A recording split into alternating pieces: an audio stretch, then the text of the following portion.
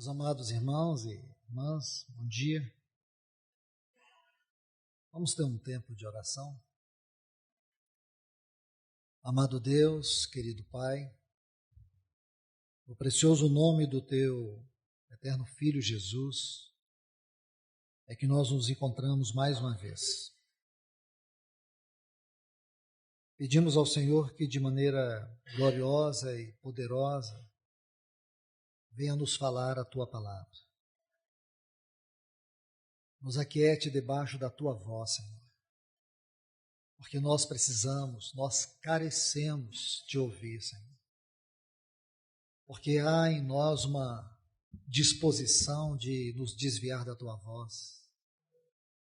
Há em nós uma triste disposição de andar em nossos próprios caminhos. Por isso nós te pedimos, Senhor, coloca o Teu cajado aqui, neste lugar, Senhor. Coloca a Tua vara e nós te seguiremos, ó Supremo Pastor das nossas almas. Nos ajude, Senhor, em relação à Tua palavra nessa hora. Traz o Teu socorro, Senhor, no nome de Jesus. Amém. Meus amados em Cristo, vamos abrir as nossas Bíblias aqui no Salmo de número 27. Vamos ler o versículo 4. Uma coisa peço ao Senhor e a buscarei, que eu possa morar na casa do Senhor todos os dias da minha vida, para contemplar a beleza do Senhor e a meditar no seu santo templo. Este é o texto que os irmãos escolheram para ser o tema deste encontro. E o assunto que estaremos também estudando aqui é sobre a vida cristã nos lugares celestiais. O meu enfoque é meditar sobre esse tema dentro do livro de Salmos. Agora, é claro que caminharemos por várias porções da palavra de Deus, considerando que este assunto ele é extraordinário. É um assunto doutrinário. É um assunto que ele engloba muitos contextos dentro da palavra de Deus. E estudar este tema, nós precisamos estar dispostos não apenas a escutar, mas permitir que a voz do Senhor entre dentro de nós e venha verdadeiramente nos conduzir a uma experiência mais íntima, mais profunda, que a sua voz seja escutadora, que essa voz ela possa nos conduzir na direção correta, na direção que define aquilo que é a vida cristã. Porque, meus irmãos, não é crítica, não são acusações vazias, exortações sem sentido. Nós precisamos admitir o quanto a vida cristã ela tem sido superficial. Como nós somos uma geração que cultua a superficialidade. Como preferimos um caminho mais fácil. Como nós sempre gostamos de atalhos, subterfúgios. E a religião proporciona tudo isso. O cristão verdadeiro, o cristão que tem luz da palavra, tem revelação do Espírito no seu coração, ele é completamente averso, ele tem repulsa ao espírito religioso. Porém, nós podemos cultivar um comportamento religioso mesmo que inconscientemente. Quando nós admitimos esses atalhos, quando nós vivemos uma vida cristã superficial, porém procuramos colocar a máscara da seriedade quando estamos diante de fundamentos como a mesa do Senhor, na oração. Quando você busca viver fundamentos, você vive dentro de uma esfera superficial, religiosa, e não através de um operar governante do Espírito Santo na sua vida, porque tudo isso envolve o trabalho da cruz, caminho da cruz, coração quebrantado. E por muitas vezes preferir esses atalhos, esses caminhos mais fáceis, nós nos tornamos cristãos superficiais. E desprezamos o que é de fato a vida cristã. A Bíblia define para nós a vida cristã de maneira extremamente elevada.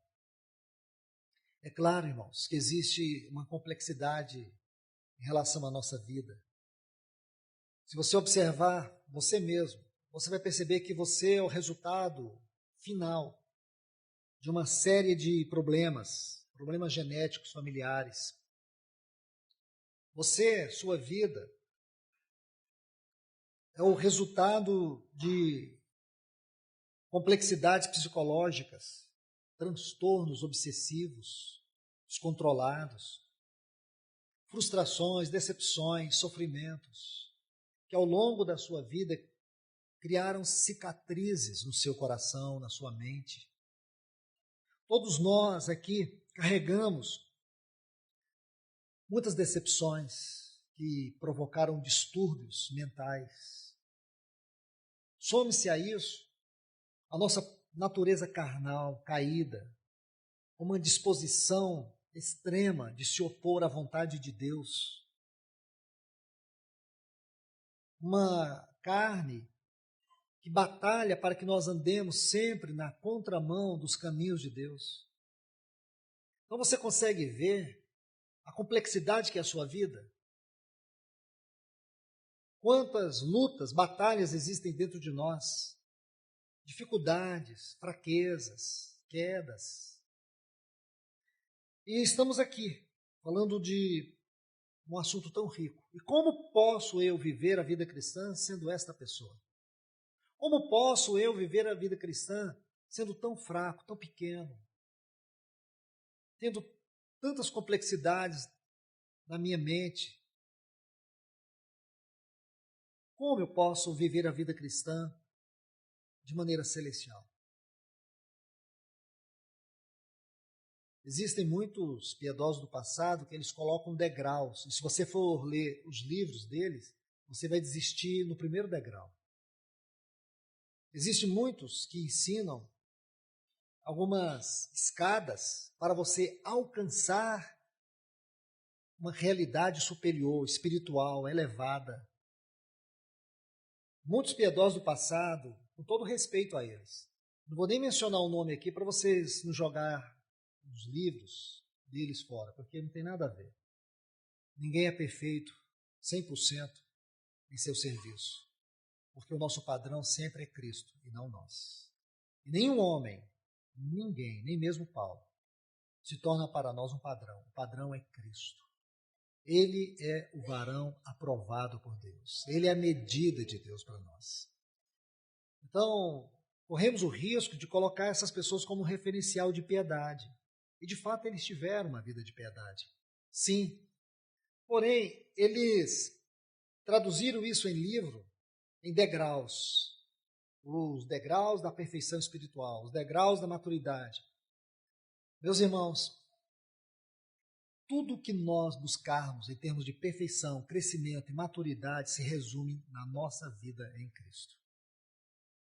Você nunca vai alcançar nada com seu esforço carnal. Enquanto nós não aprendermos a caminhar o caminho da cruz, enquanto nós não entendermos que a nossa vida se resume em Cristo e que é possível sim nós vivermos a vida cristã de maneira celestial, com todas as complexidades da nossa vida, com todas as dificuldades. E aonde nós vamos encontrar isso? Nosso Deus inspirou um livro extraordinário, que de maneira gloriosa vai expor esse assunto sem rodeios. Não precisa nem de muita interpretação. Você não precisa de lexo grego, você não precisa entender gramática grega, você não precisa de subterfúgio nem ferramenta, você só precisa da leitura. Se você tiver com dificuldade da leitura, se alguém ler para você, você vai entender. Não precisa força. É só você deixar o Espírito falar esse livro no teu coração. É a Epístola aos Hebreus. É tão claro, as evidências aqui são tão óbvias, que a única coisa que atrapalha é a nossa incredulidade, é a nossa fraqueza, a nossa dificuldade em aceitar aquilo que Cristo fez e aquilo que Ele é hoje, na eternidade, em nosso favor. Aquilo que Ele fez por nós e aquilo que Ele é para nós. Essa é a grande dificuldade. A nossa batalha em relação a essa doutrina está no entendimento de compreender o que Cristo fez e o que Cristo é. Sua posição como Salvador, o que Ele fez. Sua posição como sumo sacerdote, o que Ele é. Se você alcançar essas duas coisas, não precisa se esforçar não, irmãos. É só se render à leitura deste livro, aos pés do Senhor. E quando você lê esse livro, deixa Ele te ler. Quando você começar a ler este livro, permita que a palavra salte para dentro da sua mente. Aí você vai ser alimentado, a sua fé vai ser fortalecida, e você vai entender que existe sim um sumo sacerdote, a posição que o nosso Senhor ocupa agora. De maneira restrita, vou dizer isso com muito cuidado, irmão, muito cuidado. Essa palavra restrita aqui, precisa tomar ela com muito cuidado, porque se você colocar 1 milímetro para fora, você vai desandar na revelação. Você vai criar aí caminhos tortuosos, interpretações perigosas. Então, vou colocar com muito cuidado. De maneira restrita, ele ocupa essa função como sumo sacerdote. Por que restrita? Porque a sua função se direciona unicamente a nós. A nós. Ele é o nosso sumo sacerdote. Se você observar o escritor aos Hebreus, coloca isso com extremo zelo. Diz que convinha a nós, não é para o mundo, é para nós.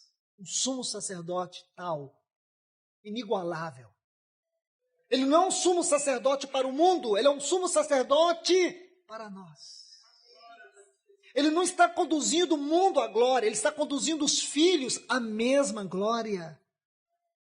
Porque na redenção, não apenas o Senhor mudou a nossa condição, Ele mudou também a nossa posição. Escute isso, eu preciso repetir. No dia que o Senhor te salvou, no dia que você nasceu de novo, no dia que a luz poderosa, muito mais poderosa do que a luz do sol, entrou nas trevas do seu coração e brilhou por causa da fé que veio pelo ouvir e ouvir a palavra, e essa palavra é viva e poderosa.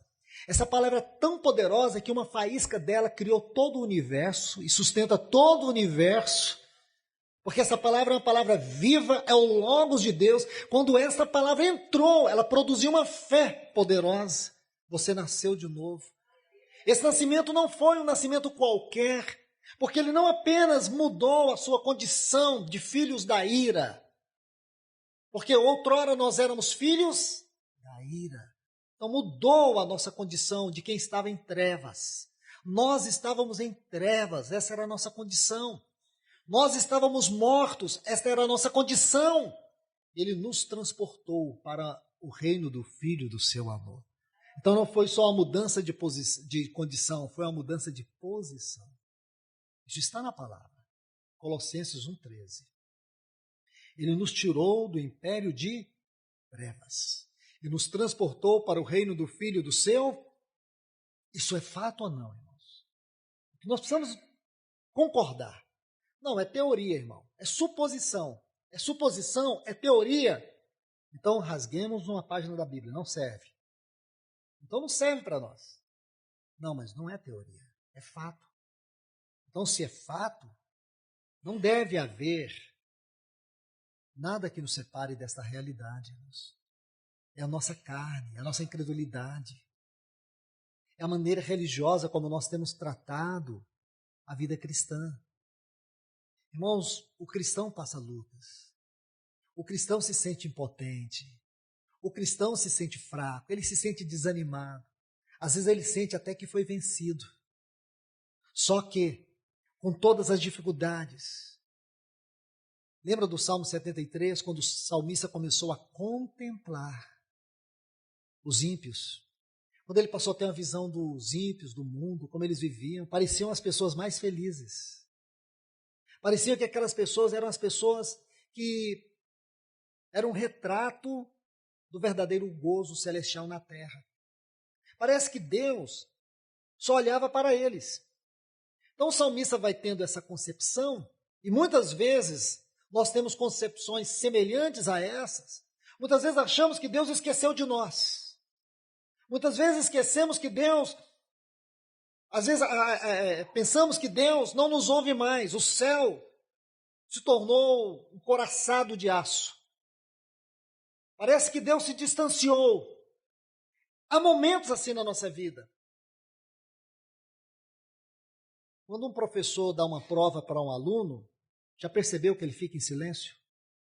O silêncio de Deus é uma aula para nós. Deus não abandona os seus filhos. Ele diz lá em Hebreus, jamais te abandonarei. Então nós temos que entender, irmãos, que é possível sim o cristão enfrentar desânimo, angústia, frustração. Só que tem um outro lado. Aí o salmista vai dizer assim, até que eu entrei no santuário. Quer dizer, tudo isso é normal na nossa vida horizontal, na nossa vida no plano mais baixo. Aqui nesse plano terreno, nós passamos por tudo isso. Nós sentimos que somos pó, nós sentimos que somos fracos, nós sentimos que somos impotentes, nós sentimos o quão incapazes somos, nós sentimos as nossas fraquezas na pele, nós choramos, nós nos debatemos, até que, diz o salmista, eu entrei no santuário do Senhor. Porque este é o grande, extraordinário detalhe, é que você pode entrar no santuário da glória celestial. E ali você não precisa pedir audiência ao rei, você pode sentar junto aos seus pés, você pode prostrar, você pode desfrutar, você pode rasgar o seu coração, você pode falar o que você fez, o que você é, você pode se abrir sem reservas, porque Ele é o seu sumo sacerdote. Ele entrou ali por você. Ele está lá.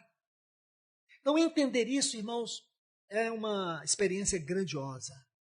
Eu creio que do ponto de vista da definição da vida cristã prática, essa é a maior experiência que nós temos aqui nessa terra. No sentido prático da nossa vida cristã. Essa é uma experiência extraordinária. Você pode entrar. Mas nós temos dificuldade, irmãos. Nós temos uma extrema dificuldade de absorver isso. Porque Satanás sabe que enquanto ele mantiver todos nós na ignorância, não importa a alegria com que cantamos, não importa quantos livros nós lemos, não importa quantas vezes você já leu, releu a Bíblia Sagrada, não importa nada disso, porque se essas coisas ficam numa esfera inferior, se tudo isso se resume a um caminhar religioso, isso não produz nada, evidência nenhuma. Isso, experiência nos lugares celestiais, não nos torna cristãos poderosos, nos torna cristãos quebrantados, rendidos. É isto que produz homens e mulheres quebrantados.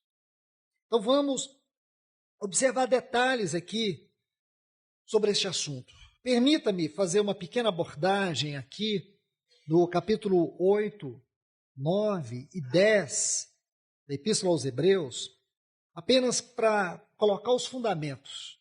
Não quero me deter nisso porque foi um assunto que estudamos exaustivamente durante vários meses e não quero continuar aqui, apenas colocar os fundamentos, porque eu acredito que se colocarmos os fundamentos, nós teremos um caminho seguro para andar na exposição deste assunto. Hebreus capítulo 8, inicia assim: ora, o essencial, essa palavra essencial é o fundamental, aquilo que é extremamente importante. Então ele vai dizer aquilo que é fundamental. Acerca das coisas que temos dito, aí você, se você quer tomar essa frase, coisas que temos dito, aí você precisa voltar lá atrás. Então você tem dois caminhos a fazer: buscar uma visão geral, ou buscar, vamos colocar assim, buscar o contexto de maneira geral, ou você buscar o contexto, pode fazer buscar o contexto imediato. Então, se analisarmos de maneira doutrinária, hermenêutica aqui, seria como que voltar ao capítulo 5, parte final, depois o capítulo 6, 7, onde ele vai tratar sobre a doutrina do sacerdócio de Cristo segundo a ordem de Melquisedeque. Melquisedeque. Você sabe que este assunto inicia lá no livro de Gênesis, capítulo 14, e o versículo 18. Quando Abraão, com um pequeno exército, 318 homens, é um exército que não, de maneira alguma, poderia causar algum estrago naquela realidade contextual. Havia uma guerra muito grande. Havia um rei chamado Kedorlaomer, um homem poderosíssimo, e juntamente com outros reis, eram 4 reis, fizeram uma unificação de exércitos e eles saíram varrendo todos os reinos que estavam à frente deles.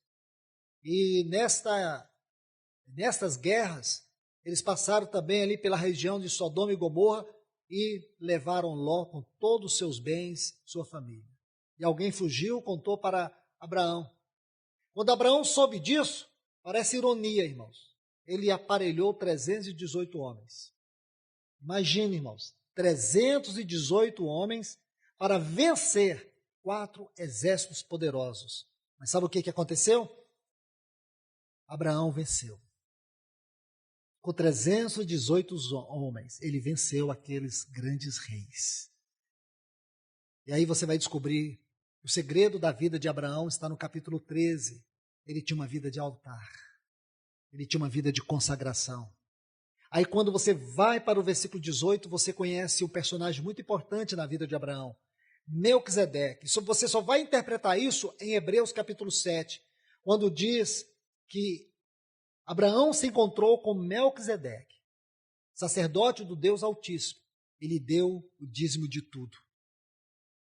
Se você observar com muito cuidado a leitura de Hebreus capítulo 7, esses textos iniciais, você vai perceber que havia sim uma íntima relação entre Abraão e Melquisedeque. Melquisedeque é uma cristofania. Então, quando nós entendemos isso, irmãos, você vai ver que essa doutrina ela se alonga, aprofunda dentro de toda a Bíblia. E ela converge na sua extraordinária revelação na Epístola aos Hebreus. Aí você vai entender que tudo isso Deus nos dá para poder falar algo tão particular, algo tão extraordinário, algo tão profundo, acerca da posição que Cristo ocupa agora, em nosso favor. Porque se dependesse de nós, com todo o nosso esforço, com toda a nossa entrega, jamais poderíamos alcançar uma experiência extraordinária, jamais poderíamos entrar na glória. Mas o nosso Senhor Jesus, aquele que foi sempre Deus com Deus, ele encarnou. Grande é o mistério da encarnação. Existe um capítulo na Bíblia, Hebreus 2. Esse capítulo, ele é um capítulo de uma dimensão que nós não temos como chegar ao fim dele. Mas ele trata de maneira didática, uma didática divina, não é uma didática humana.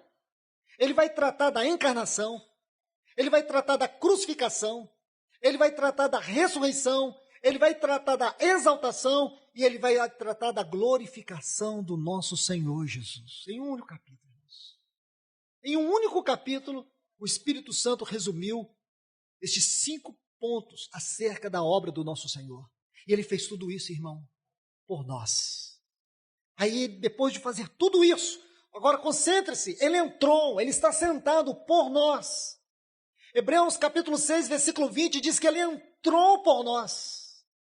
Quando você pega os detalhes de tudo isso, irmãos, nós não podemos permanecer como sempre, nossa carne luta para nos manter escravizados, uma vida medíocre, ou uma vida de altos e baixos. A vida cristã é ascensional, por definição.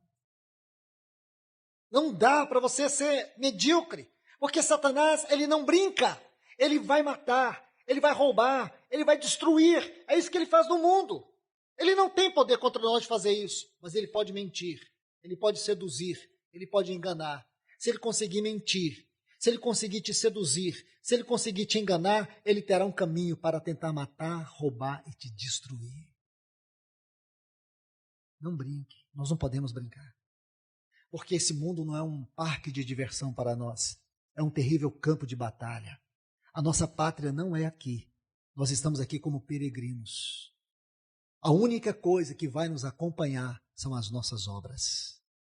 Então, meus irmãos e irmãs, preste atenção. Essa doutrina da pessoa de Melquisedeque é importante, porque aqui está a chave para compreendermos a vida cristã nos lugares celestiais.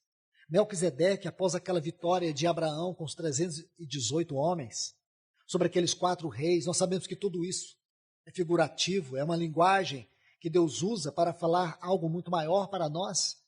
É por isso que o Novo Testamento, irmãos, ele é escrito para interpretar o Velho. Sem o Velho, as interpretações do Novo Testamento não teriam nenhum sentido. Quando você estuda esses 4 reis, em Gênesis capítulo 14, Paulo vai interpretar isso em Efésios 6,12. Principados, potestades, dominadores e hostes espirituais da maldade. Esses 4 reis, esses 4 governos satânicos que dispõem contra nós. Aquilo que era impossível para Abraão, muito mais para nós. Muito mais. Nós jamais teríamos qualquer condição de vencer algum anjo maligno do inferno. Nós jamais. Porém, nosso Senhor, aí você volta para Hebreus 2, ele destruiu não só a morte, mas aquele que detinha o poder da morte. Ele destruiu o diabo, ele destruiu a morte, ele destruiu o pecado, ele venceu o mundo e ele é a nossa vitória. Em quem nós confiamos? Em nós? Não. Nós não precisamos de degraus, nós precisamos de um caminho. E o nosso caminho é uma pessoa que diz, eu sou o caminho. Eu sou o caminho. E ele entrou, irmãos, ele foi à nossa frente, como nosso precursor.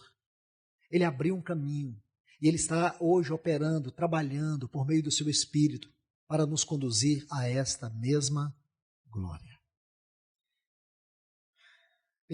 Perdoe-me a prolixidade, eu ia apenas passar rapidamente por esses textos. Mas vamos lá. Ora, o fundamental, o essencial das coisas que temos dito é que possuímos tal, a palavra tal aqui é inigualável, sumo sacerdote que se assentou. Essa palavra é linda, irmãos. Não é uma palavra que está aqui apenas para compor o texto. Sabe por que ele está assentado? Porque ele descansa sobre o fundamento de tudo aquilo que ele realizou lá na cruz do Calvário. Sabe por que ele está assentado? Porque a morte está vencida. Sabe por que ele está sentado? Porque o mundo está vencido. Ele está sentado, sabe por quê? Porque Satanás está vencido, ele despojou Satanás e os expôs publicamente ao desprezo quando dele triunfou lá na cruz do Calvário. Colossenses 2,15. Sabe por que ele está sentado? Porque ele foi aquele, o único, que cumpriu toda a lei e venceu o pecado na carne. Tendo sido provado em todas as coisas, ele não cometeu um só pecado. Tendo sido provado em todas as áreas, ele foi o único varão aprovado por Deus. E sabe por que ele fez tudo isso, irmãos? Existe uma passagem impressionante que fala por que ele fez tudo isso. E se você conseguir tocar isso, você vai ficar surpreso. Ele vai dizer assim lá em João 13, é por eles que eu me santifico. Como por nós? Como? Como ele se santificou por nós? Ele não se santificou para voltar e ter a plenitude da face do Pai? Será que ele não se santificou porque um dia ele abriu mão de todas as suas insígnias de glória? Então ele se santificaria para um dia ter todas as suas insígnias de glória? Não. Ele vai dizer, por vocês, é por eles que eu me santifico. Não é impressionante, irmãos? Você consegue perceber a altura, a largura, o comprimento, a profundidade dessa frase? É por eles. O escritor aos Hebreus vai dizer isso de uma outra maneira no capítulo 12. Por causa da alegria que lhe foi proposta. Que alegria! Qual era a alegria dele? O que poderia lhe trazer alegria? Então você pode dizer assim, a alegria que foi proposta para ele era voltar, assumir o seu trono de glória e voltar àquela eterna comunhão que ele sempre teve com o Pai e com o seu Espírito. Mas não é. Não é. Porque você não vai encontrar uma base para isso. Mas você vai encontrar muitos textos que vão apontar que ele tinha uma obsessão por aquela cruz. Quando ele estava lá no Monte Hermon, Lucas 9 vai dizer isso no versículo 51. Que ele poderia ascender dali mesmo aos céus, mas ele não ascendeu. Sabe o que ele fez? Lucas vai dizer assim, havia no seu semblante uma disposição intrépida para ir a Jerusalém. E ele desce daquele Monte Hermon e ele vai para o Monte da Caveira, o Monte do Gólgota. Por quê, irmãos? Porque se ele fosse do Hermon, aí nós poderíamos dizer assim, agora um homem aprovado por Deus, um homem perfeito, vai entrar na glória, vai sentar no trono eterno, será exaltado por todos os anjos, terá todo o domínio nas suas mãos. Mas ele jamais poderia ter uma esposa para si, um templo para o seu espírito, uma família para o Pai. Mas ele desceu, irmãos. Ele abriu mão de tudo isso para poder descer e lá na cruz do Gólgota, morrer no nosso lugar, tomar o nosso lugar de condenação, sofrer todas as penalidades que eram nós, caiu sobre ele. O Pai o esmagou por nós. O Pai não poupou ele por nós. Ele sentiu abandonado. Ele disse lá na cruz, Deus meu, por que essa palavrinha ela traduz para nós todo o mistério da cruz, me abandonastes. Se você vê a história dele, quantas pessoas abandonaram ele? João 6 diz que muitos dos seus discípulos não o haviam abandonado, não seguiam ele. Ele foi abandonado pelos de Nazaré, que queriam matá-lo. Ele foi traído, ele foi vendido como escravo pelo seu discípulo. Os demais discípulos, todos os abandonaram. Tudo isso ele suportou, mas uma coisa ele não podia suportar, o abandono do Pai. Ele diz, Deus meu, por que me abandonastes? Mas nós ficamos sabendo lá em 2 Coríntios, capítulo 5, versículos 18 e 19, diz que Deus estava ali nele, reconciliando consigo mesmo todos nós. Mas ele sentiu o pavor do abandono da face do Pai, por amor a nós, irmãos. Então não é pequeno isso, nossa salvação não é pequena. Não reduza a sua salvação a um objeto de religião. A sua salvação é o único caminho, entendê-la é o único caminho para você começar a estudar o amor de Deus, compreender o amor de Deus, passar toda a eternidade estudando o amor de Deus. Como foi possível ele ser vendido, esmagado, traído por mim? Então você consegue ver? Aqui nós começamos a entender o mistério da cruz, a obra da cruz. Ele foi lá e venceu tudo isso, o mundo, a carne, o diabo e a morte. Ele venceu por você. Agora ele diz aqui, ele assentou. Ele havia dito lá na cruz, Tudo está consumado. Tudo, irmãos. É baseado nesta frase. É que ele está sentado. Porque tudo está consumado. Agora não tem jeito mais. Satanás pode fazer o que ele quiser. Porque tudo está consumado. Deus terá uma família de muitos filhos conformados à imagem do seu Filho. O Espírito Santo terá um santuário para ele habitar. E Cristo terá uma noiva para a sua satisfação eterna. Esta é a glória de nós lermos Apocalipse. Porque quando você lê Apocalipse, o que você vê? A morte vencida. Satanás vencido. Quando você lê Apocalipse, o que você vê? Uma cidade nupcial, a Nova Jerusalém. Cristo e a igreja. É isso que você vê.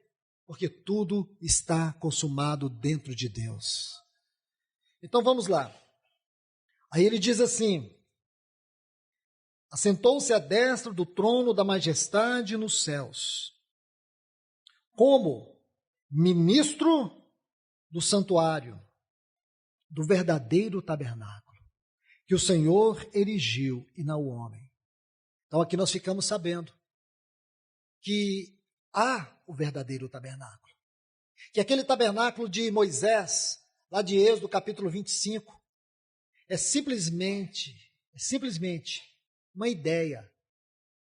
É simplesmente uma ideia para comunicar que existe um grande templo, um grande tabernáculo. E nesse grande tabernáculo, nesse templo de comunhão eterno, Cristo está sentado como nosso sumo sacerdote. Então vamos aqui mais os outros textos para colocar os fundamentos e depois nós iremos avançar. Versículo 8 diz, do capítulo 9, Hebreus 9, 8. Querendo com isso dar a entender ao Espírito Santo que ainda o caminho do santo lugar, é importante você entender isso aqui, caminho do santo lugar, porque o santo lugar era a última parte daquele tabernáculo. Lembre-se, o tabernáculo tinha uma parte exterior e duas partes interiores. A parte exterior chamava átrio. A parte interior chamava lugar santo e lugar santíssimo. Aqui no lugar santíssimo, apenas o sumo sacerdote entrava uma vez por ano. E quando é que ele entrava? Quando o pecado fazia aniversário. Aí ele entrava uma vez por ano para fazer expiação pelo pecado. Imagina isso, um homem, uma única vez. Aí depois, só no outro ano, naquele lugar santíssimo, estava um móvel muito importante, a arca e o propiciatório. Dentro da arca tinha a vara de Arão que floresceu. Depois o pote de maná e as tábuas da aliança. Versículo 11. Quando, porém, veio Cristo como sumo sacerdote dos bens já realizados, mediante o maior e mais perfeito tabernáculo, feito por mãos, não quer dizer não desta criação. Vamos para o capítulo 10, versículo 19. Tendo, pois, irmãos, ousadia, intrepidez para entrar no lugar santíssimo, no santo dos santos, pelo sangue de Jesus, pelo novo e vivo caminho que ele nos consagrou pelo véu, isto é, pela sua carne. Versículo 21. Tendo grande sacerdote sobre a casa de Deus. Lindo isso aqui. Lindo. Então nós temos esses textos que podemos chamá-los do fundamento dessa doutrina, a vida cristã nos lugares celestiais. Nós podemos acrescentar aqui 2 textos que eles vão ampliar a nossa visão de tudo isso. Efésios 1:20. Nós vamos ver que Paulo vai dizer assim no versículo 19, qual a suprema grandeza, Efésios 1:19, qual a suprema grandeza do seu poder para conosco os que cremos segundo a eficácia da força do seu poder. Versículo 20, o qual exerceu em Cristo, fazendo assentar nos lugares celestiais. Então é fato que Deus ressuscitou a Cristo e o fez assentar nos lugares celestiais. Agora, veja Efésios capítulo 2. Diz assim: e vos vivificou, estando vós mortos, nos vossos delitos e pecados, nos quais andastes outrora, segundo o curso deste mundo, segundo o Espírito que atua nos filhos da desobediência, e éramos por natureza filhos da ira, como os demais. Mas Deus, sendo rico em misericórdia, por causa do grande amor com que nos amou, e estando nós mortos em nossos delitos e pecados, nos deu vida juntamente com Ele e nos fez assentar nos lugares celestiais em Cristo Jesus. Então temos 2 pontos aqui que eles precisam se configurar. É fato que Deus ressuscitou a Cristo Jesus e o fez assentar nos lugares celestiais? É. Então, se é fato o que diz Efésios 1, também é fato o que diz Efésios 2. Ou é teoria, irmãos? Se é teoria para um, tem que ser teoria para o outro. Se nós temos alguma dúvida da nossa posição, então temos que ter dúvida também da ressurreição. E da posição que Cristo ocupa. Se nós cremos que Cristo está sentado nos lugares celestiais, e a Bíblia diz que Ele está, e a Bíblia também diz que Ele nos fez, Ele abriu um caminho para nós. Aquilo que é dito de maneira objetiva em Efésios capítulo 1, é dito de maneira subjetiva em Hebreus capítulo 10. É como se eu dissesse, aqui está o tema, e em Hebreus está a exposição do assunto. Então o que nós vemos, irmãos? É que essa é uma posição. A questão é você crer. A questão é que isso muitas vezes não é realidade em nós. Então quando lemos textos, e aí vamos começar a entrar nos Salmos, nós temos uma grande dificuldade, porque essa leitura, ela é perscrutadora. Quando você lê assim, uma coisa, peça ao Senhor, é lindo isso, a gente canta, esse salmo a gente canta ele. Peço ao Senhor e a buscarei, que eu possa morar na casa do Senhor todos os dias da minha vida. Para quê? 2 coisas. Contemplar a beleza do Senhor e aprender no seu santo templo. Aí você fecha a Bíblia. O que isso produziu na sua vida? Nada. Nada, irmãos. Sabe o que é isso, irmãos? Eu chamaria de blasfêmia a palavra de Deus. Se isso não for um grave pecado, então não tem mais sentido a vida cristã. Nós podemos fazer o que quisermos. É banalizar a palavra de Deus, irmãos. Olha como esse salmo é lindo. O salmista diz assim, uma coisa, peço ao Senhor. Isso aqui corrige a nossa oração, né, irmãos? Porque nós achamos que a oração nos torna passivos. Não, a oração nos torna ativos. Uma coisa, peço ao Senhor e a buscarei. Se você pede algo para o Senhor, busque isso. Busque. Mas quando você buscar isso, você vai se surpreender. Porque o salmista diz, uma coisa, peço ao Senhor e a buscarei. Quer dizer, o salmista não pedia muitas coisas ao Senhor, ele pedia uma só. Podemos dizer assim, toda a oração desse salmista se resumia numa única coisa? Eu creio que isso é certo. Seja aonde for, ou seja, em que situação for, ou seja, como for, se alguma coisa se tornasse oração na vida deste salmista, ela tinha uma única direção. Ela tinha uma única direção, contemplar o Senhor e aprender do Senhor. Que coisa preciosa. Se o salmista estivesse passando uma crise no seu casamento, então ele iria orar. Só que a sua oração se tornaria uma só coisa. Que aquela crise pudesse levar ele a contemplar o Senhor e aprender do Senhor. Você vê que salmo rico, irmãos. Quantas direções o Senhor pode nos dar através deste pequeno salmo, deste pequeno texto. Seja que situação for, mas eu estou com uma doença incurável. Então o que você vai pedir? Cura. Não, o salmista aqui ele não pede cura, ele pede uma só coisa. Que aquela doença possa levar ele a contemplar o Senhor e aprender do Senhor. E se ele ficar curado, a cura é a menor coisa que ele vai experimentar. Agora, ganhar o Senhor será a maior experiência. Isso direciona a nossa vida cristã. É isso que nos mostra o que é a vida cristã no plano mais alto. Mas quando você vive a vida cristã na periferia, Primeiro ponto, que você vai ler esse salmo e não vai sentir nada. Segundo, você não vai ver nada. Terceiro, não vai saber de nada. Você até memoriza. Você memoriza esse texto. Mas o que isso faz diferença na sua vida? Nada. Você vai viver toda a sua vida e nada fará diferença. Mas quando você permite que o Espírito Santo torne este salmo vivo no seu coração, muda tudo. Você vai passar por situações que você não tem como, humanamente falando, vencer. Você vai entrar em situações já derrotado. Você vai entrar com placar contra você. Você vai entrar fracassado, fracassada. Você vai entrar numa batalha onde você já perdeu. Então vem o desânimo. Aí vem Satanás dizendo, não adianta orar, está tudo acabado.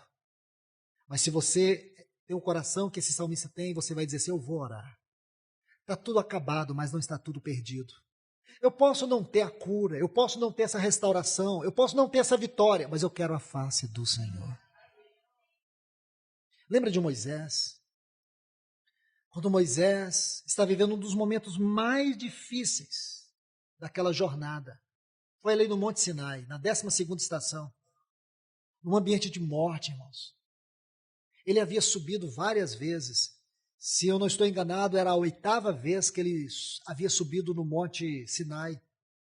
2.400 metros de altura. Não era fácil, irmãos, para um homem de 80 anos. Então Moisés está subindo ali.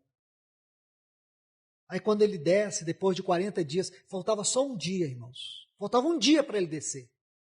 Um dia. Aí o que acontece? O povo impaciente diz para Arão, Moisés já morreu. Faze-nos deuses, para que possam ir adiante de nós.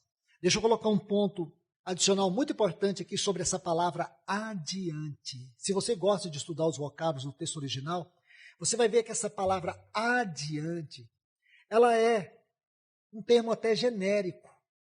Quando os termos são genéricos na Bíblia, eles precisam ser interpretados de acordo com o contexto. Não dá para você interpretar uma palavra a ermo. Você tem que interpretar com muito cuidado, porque ela pode ter variados significados. Então, o ponto aqui que eu quero chamar a atenção dessa palavra é que ela vem de um vocábulo que é PNI, é face. Sabe o que eles estão dizendo ali de maneira espiritual? Faze-nos deuses que possamos contemplar a sua face. Aí tomou as bijuterias das mulheres lá, bijuteria não, né, irmãos? Tomou o ouro das mulheres e fez um bezerro. Aí o que aconteceu? Ali o povo tinha um Deus. Aí Arão diz assim, eis aí, ó Israel, o vosso Deus que vos tirou da terra do Egito. Que blasfêmia. Sabe o que aconteceu, irmãos? O povo começou a dançar. Olha o que é o povo, irmãos, quando falta cajado e vara. Quando o presbitério, os anciãos, não têm direção. Quando os anciãos só existem para poder satisfazer o que o povo quer. É a mensagem que queremos ouvir. Sabe aqueles tipos de pastores, de mestres, de profetas, que a única função deles é satisfazer o desejo do povo? Não importa se Deus está entristecido, importa é que o culto é bom, importa que nós somos um sucesso. O que adianta ser um sucesso e ter um rastro de morte de trás, nas suas costas? Ah, irmãos, sejamos cuidadosos. Se você tem algum encargo de serviço ao Senhor, medite sobre isso, irmãos. Não seja um Arão para o povo. Não procure agradar o povo. Agrade a Deus, porque a alegria do Senhor é a nossa força. Então, o que aconteceu, irmãos? Quando Moisés desce, ali o povo em torno daquele bezerro, festa.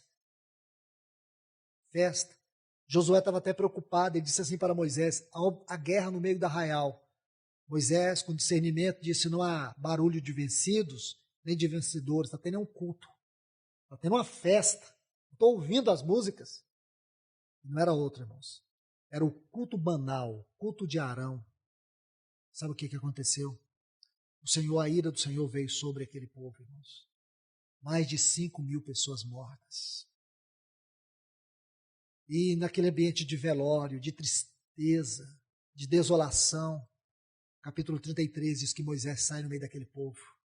Ele tinha um tabernáculo particular dele, não era o que Deus mandou ele construir, foi o que ele construiu, porque ali ele se encontrava com Deus, e ali ele entra, e ele ora, e a sua oração tem 3 caminhos, tem 3 pontos importantes. Ele ora e diz assim para Deus: mostra-me teu caminho. Não era ir para Canaã. Mostra-me o teu caminho. Este caminho ascensional mais alto. Mostra-me os teus caminhos. Não era ir para Canaã. Moisés queria ir para Deus. Ele queria entender o caminho de Deus.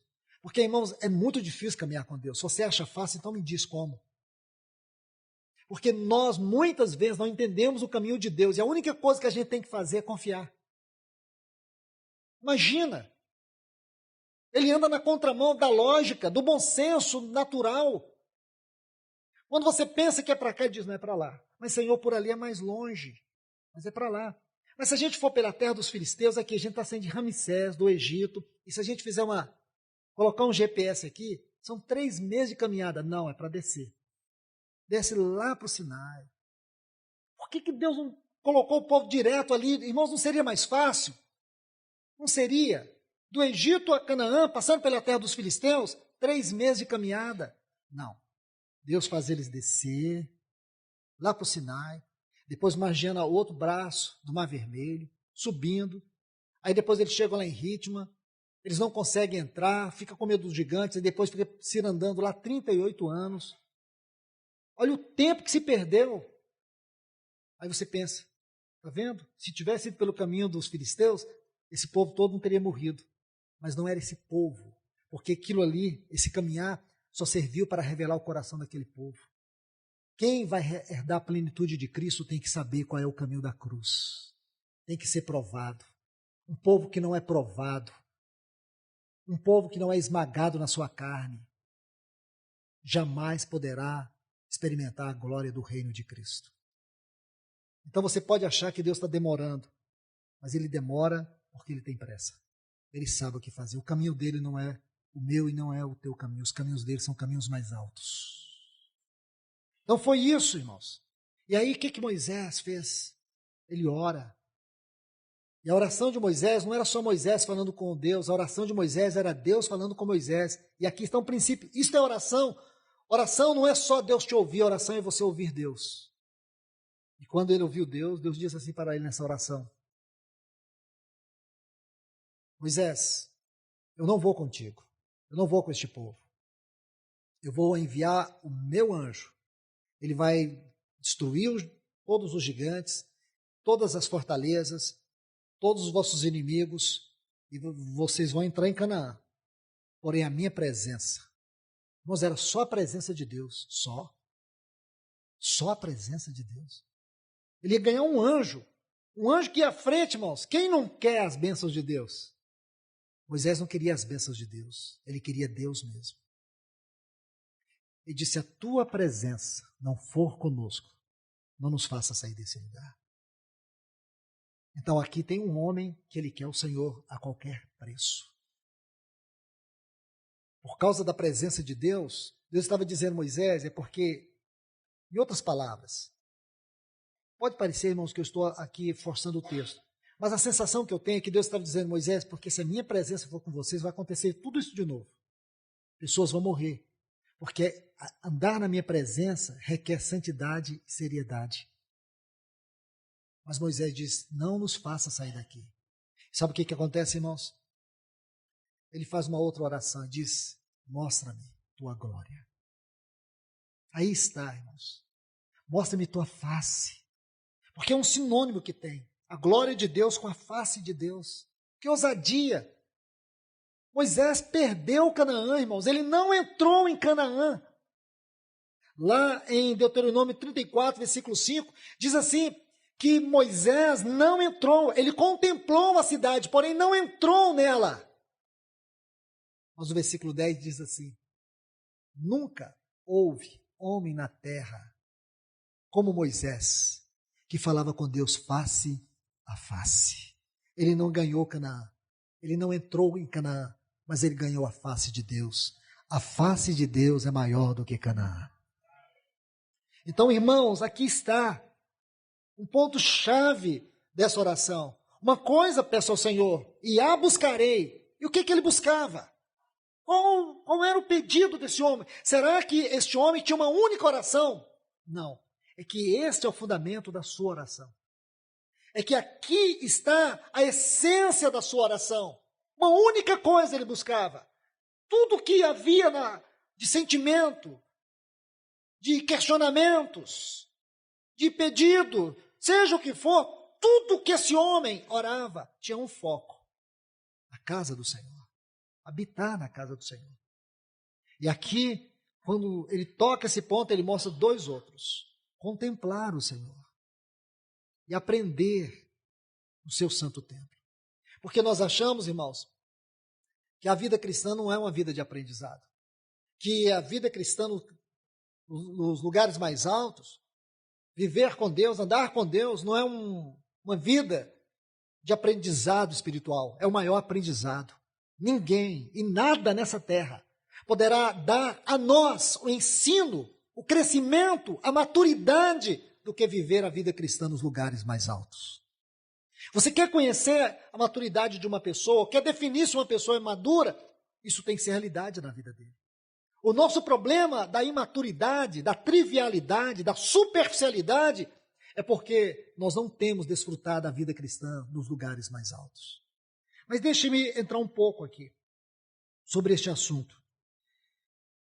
Vamos definir um ponto tão interessante dentro deste salmo. Observe aqui, quando ele diz assim: uma coisa peço ao Senhor, buscarei, que eu possa morar na casa do Senhor. Se você estudar essa expressão, casa do Senhor, aqui eu quero colocar um texto muito importante. Se você quiser abrir sua Bíblia, Salmo 26, versículo 8. Vamos entender este assunto, casa do Senhor.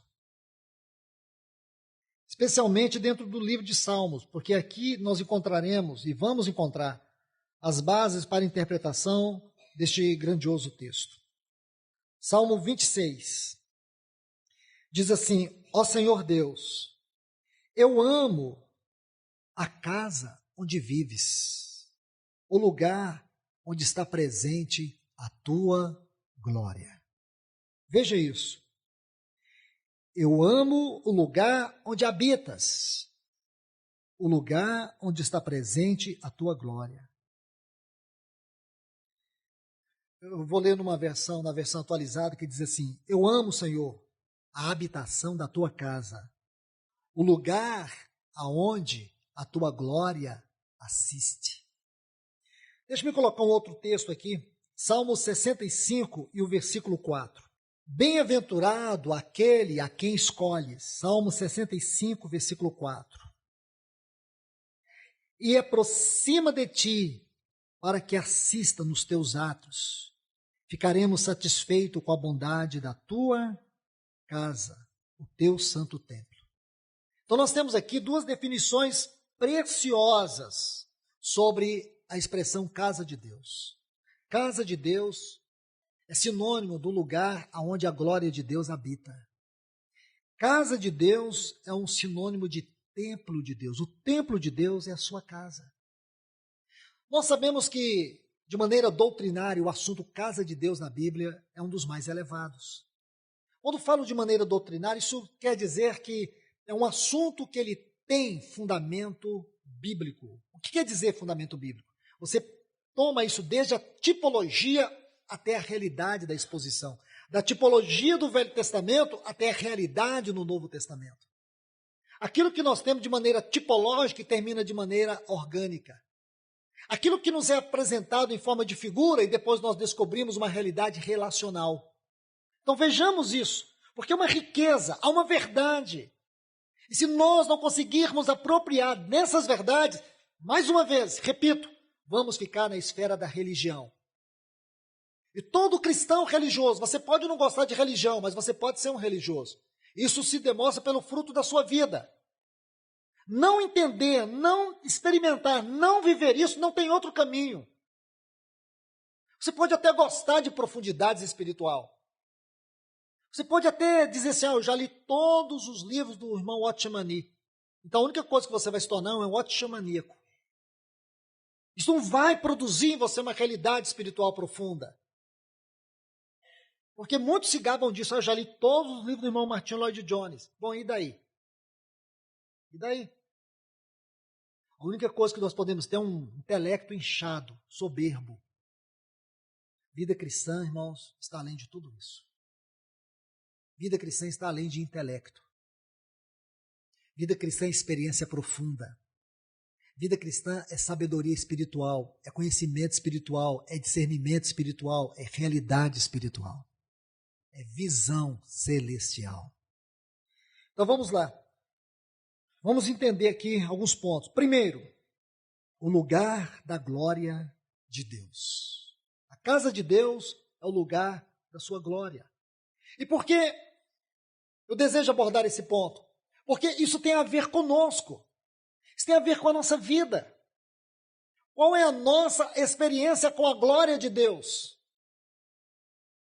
Eu me atrevo a dizer que a nossa experiência com a glória de Deus ainda é muito superficial. Por que não dizer trivial? Como o nosso irmão ontem definia a palavra esperança.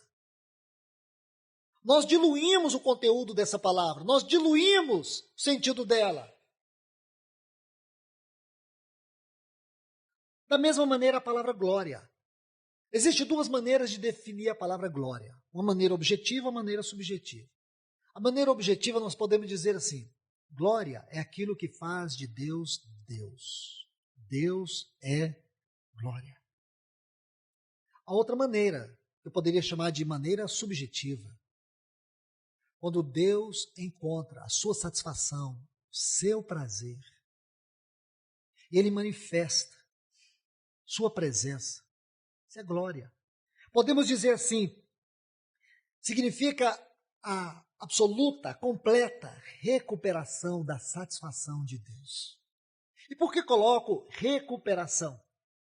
Da plena, da absoluta satisfação de Deus. Quando as coisas correspondem à sua natureza, quando as coisas correspondem ao seu propósito, quando todas as coisas convergem para aquilo que Deus determinou, Ele manifesta o seu deleite, Ele manifesta a sua satisfação. E todas as vezes que Deus Ele está satisfeito com algo, a sua glória resplandece. Então nós podemos ver aqui o aspecto prático da glória. Porque no primeiro aspecto, o objetivo, glória é aquilo que faz de Deus, Deus. Isso torna uma coisa muito distante. Mas agora vamos tentar entender como a glória se manifesta. Como a glória pode se tornar real na nossa vida cristã. Permita-me citar um exemplo de glória aqui. Eu quero citar pelo menos 4 exemplos. Primeiro, Salmo de número 8. Você sabe que este salmo foi escrito por Davi e aparentemente, Davi ignora os acontecimentos de Gênesis 3 e vai nos falar algo muito glorioso. Diz assim, quem é o homem para que dele te lembres? Fizeste, no entanto, menor do que Deus, em outra versão, menor do que os anjos. De glória e de honra o coroastes. Desse-lhe domínio. Então, o que o salmista aqui está querendo dizer? Ele está mostrando aquilo que está lá em Gênesis capítulo 1. Em Gênesis capítulo 1, diz que Deus criou o homem à sua imagem e semelhança e deu a ele o domínio sobre os peixes do mar, as aves do céu, os répteis na terra. O homem estava vestido de glória de tal maneira que quando ele pecou, essa vestidura, porque quando diz assim, de glória e honra o coroaste, essa palavra no hebraico significa vestir. Então, Adão e Eva estavam vestidos de glória. Havia uma satisfação, um deleite de Deus naquele casal, de maneira tal que a sua glória estava ali como uma vestidura neles. E quando eles perderam aquela glória, eles estavam completamente nus. Eles sentiram vergonha. Então aqui foi a perda da glória de Deus. Aí você vai ver o que diz Paulo, lá em Romanos capítulo 3. Todos pecaram e carecem da glória de Deus. Essa expressão aqui, carece, do versículo 23 de Romanos 3, a palavra carece significa destituído. Todos pecaram e destituídos foram da glória de Deus. Todos pecaram e têm necessidade da glória de Deus. Por que agora o homem tem necessidade da glória de Deus? Porque Deus perdeu o seu prazer. Lembra que no 7º dia Deus descansou? Porque sábado era um sinônimo do prazer de Deus. Jesus estava trabalhando no sábado, fazendo uma obra no sábado.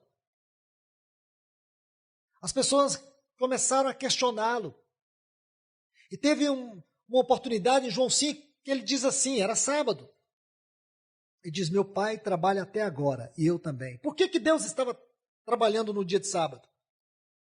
Quer dizer que desde que o homem caiu, Deus perdeu o seu prazer, perdeu o seu descanso.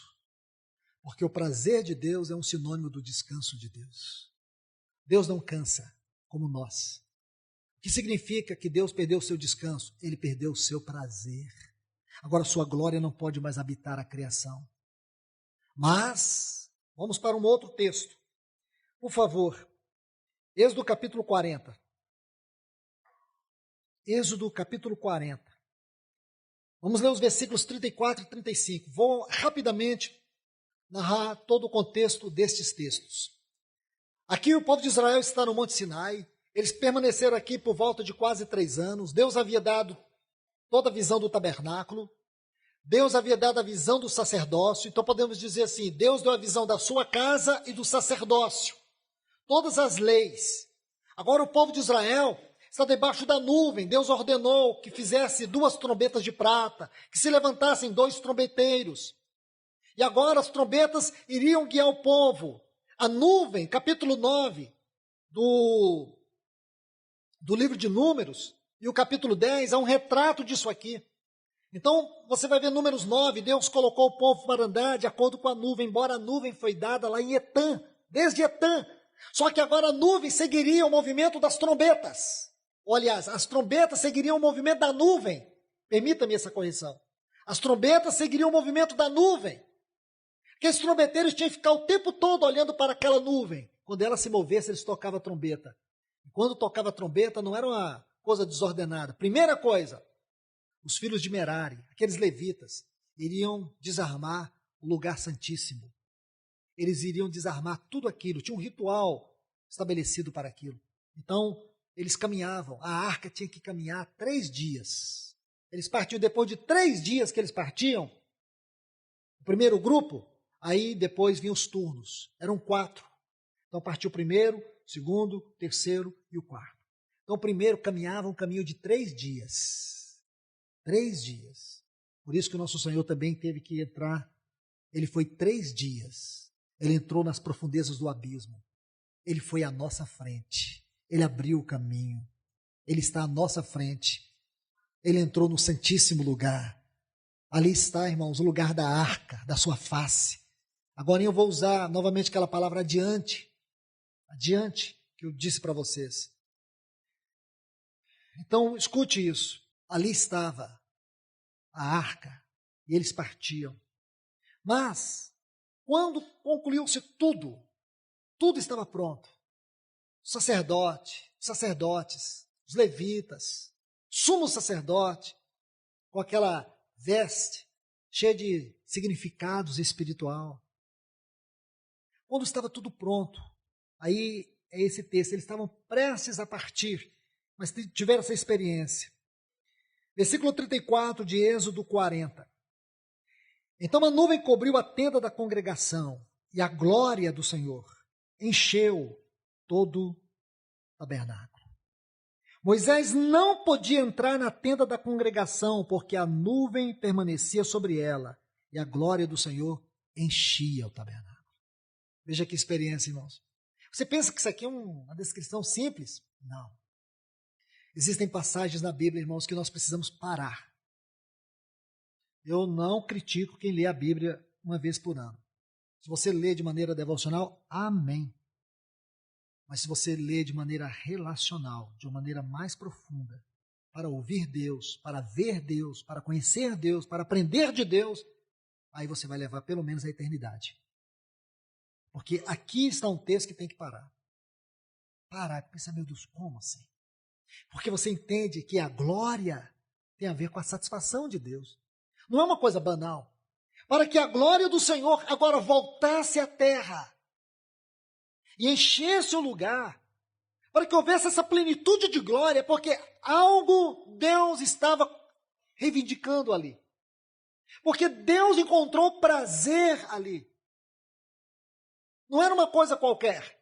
Então a glória do Senhor encheu todo o tabernáculo. Ninguém podia entrar, porque a glória do Senhor teve total preeminência.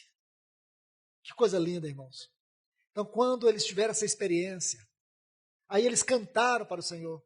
Chegaram a cantar assim, volta, Senhor, para o teu povo. Eles tiveram uma expectativa da vinda do Senhor. Eles queriam tanto o Senhor naquele momento. Foi uma experiência grandiosa. Embora nós sabemos que não demoraram muito também, né, irmãos? Porque depois que eles saíram do Sinai, você se lembra onde eles foram? Foram para uma estação chamada Kibroth Hataavá. Sabe o que significa Kibroth Hataavá?